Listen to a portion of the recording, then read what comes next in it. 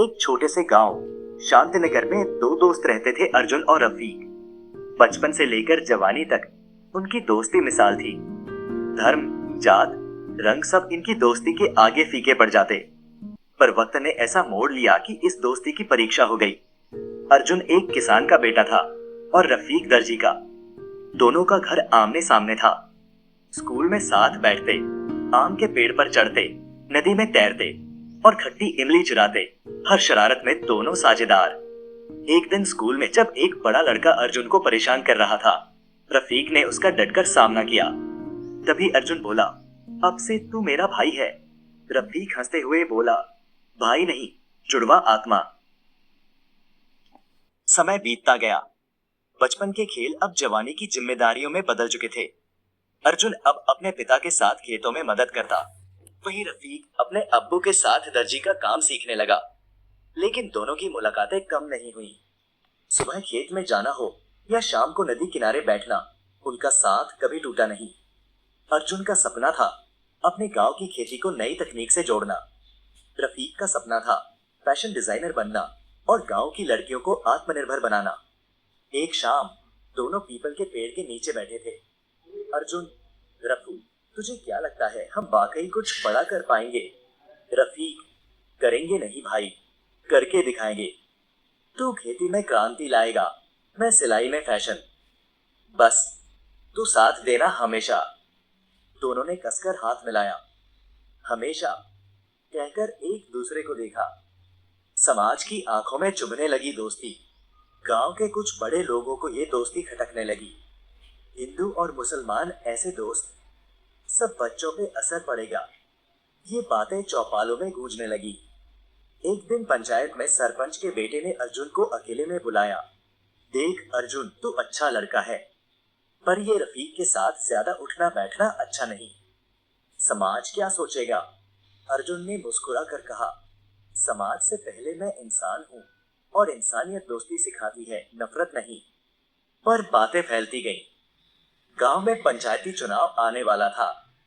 दो मुख्य प्रत्याशी थे। एक था पुराने विचारों वाला नेता बलबीर सिंह और दूसरा था नए सोच वाला युवा राम भाई। बलबीर ने देखा कि अर्जुन और रफीक की दोस्ती गांव की नई पीढ़ी को जोड़ रही है। उसने सोचा, अगर इन्हें तोड़ दिया जाए तो पूरा वोट बैंक बंट जाएगा।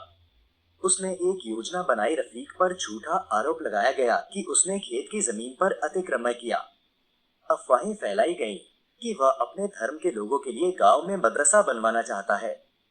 सोशल मीडिया पर नकली पोस्ट डाली गईं। गांव का माहौल गर्म हो गया। अर्जुन के पिता ने उसे बुलाया।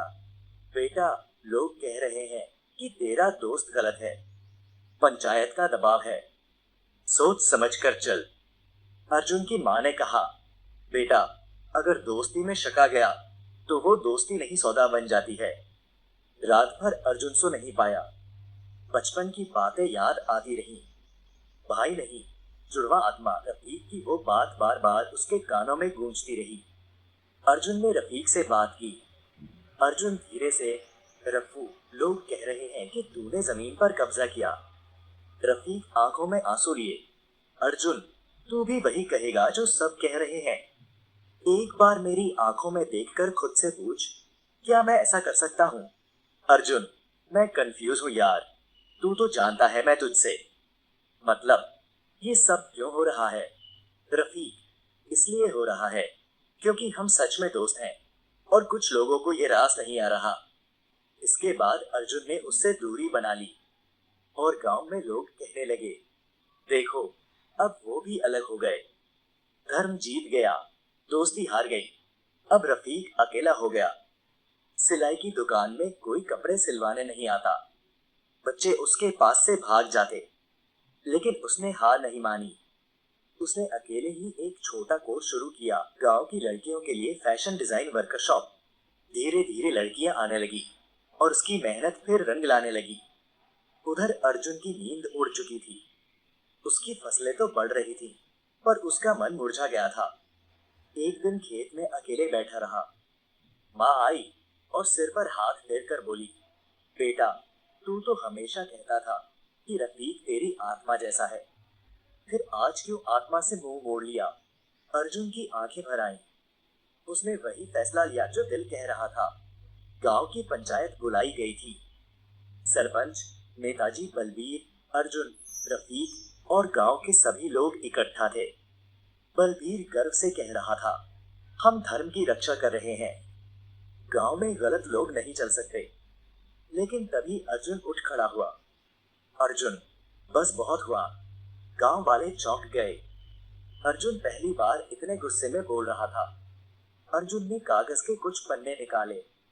रफीक की जमीन के असली कागजात, बिजली का बिल जो साबित करता था कि रफीक अपनी ही जमीन पर काम कर रहा था, गांव के नौजवानों की गवाही कि रफीक ने कभी धर्म का फायदा नहीं उठाया। अर्जुन, मैंने गलती की, लेकिन अब और नहीं। आज मैं अपने दोस्त के लिए बोल रहा हूँ, जिसने मुझे हमेशा सच का रास्ता दिखाया। उसे हमने अकेला छोड़ दिया, लेकिन अब नहीं। भीड़ में सन्नाटा छा गया। रफीक की आंखों में आंसू थे। अर्जुन उसके पास आया और बोला, माफ कर दे भाई, मैं डगमगा गया था। तूने सच्ची दोस्ती निभाई और मैं डर गया। रफीक ने गले लगाकर कहा, अर्जुन, दोस्ती में माफी नहीं, समझदारी होती है। तू आया यही बहुत है। गांव की भीड़ ताली बजाने लगी। बच्चों ने